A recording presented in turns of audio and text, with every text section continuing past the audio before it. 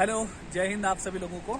और आज जो मैं आपको इन्फॉर्मेशन दूंगा वो दूंगा CDS और IMA OTA दोनों के बारे में ही, और उसके बाद FCAT का एग्ज़ाम जो अगले महीने होने वाला है उसके बारे में। तो FCAT वाले बच्चे सभी लोग ध्यान से सुनिए। टाइम अब मुझे लग रहा है मान लीजिए 35-40 दिन के लगभग बचे हुए हैं।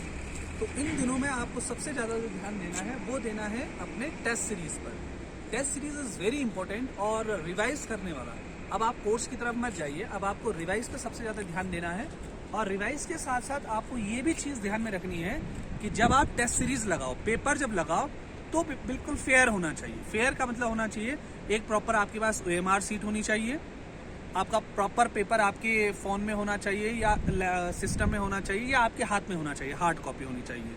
और उसको प्रॉपर टाइम टू टाइम लगाइए। मतलब उसमें टाइम का कोई ऐसा नहीं रहेगा कि आप टाइम आगे पीछे करें या उसमें हिला हवाली, मतलब थोड़ा सा भी उसमें मिस्टेक नहीं चाहिए, रफ काम चाहिए ही नहीं बिल्कुल। तो एक प्रॉपर टाइम में उसे करिए तो आप बहुत ही जल्दी स्कोर अपना क्या करने लगेंगे, बिल्डअप करने लगेंगे। और FCAT बहुत ही कठिन एग्जाम नहीं है।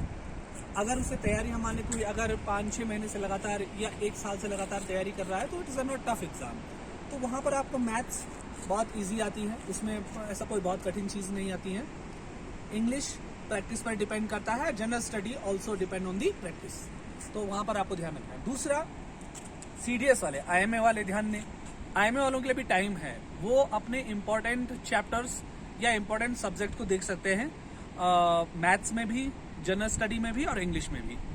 अभी उनके पास इतना टाइम है कि वो टेस्ट सीरीज की ओर ना जाकर अपना चैप्टर्स ध्यान रख सकते हैं कि भाई जैसे पॉलिटी हो गया तो पॉलिटी में कौन कौन से चैप्टर हो गए, ज्योग्राफी हो गया, ज्योग्राफी में जैसे इन्वायरमेंट साइंस वाला है वो बहुत अच्छा पार्ट पूछा जाता है। साइंस में हो गया जैसे फिजिक्स वाले हो गया, बायो हो गया, और केमिस्ट्री के बहुत कम क्वेश्चन रहते हैं, लेकिन फिजिक्स और बायो आपका बहुत अच्छे से रिवाइज भी होना चाहिए और उसके बारे में एक एक चीज़ें आपको पता होना चाहिए। खासकर बायो के क्वेश्चन एक भी गलत नहीं होना चाहिए। दूसरा, उसके बाद हिस्ट्री में मॉडर्न हिस्ट्री आपका पूरा रिवाइज हो जाना चाहिए, वो चीज़ बहुत इंपॉर्टेंट रहेगी।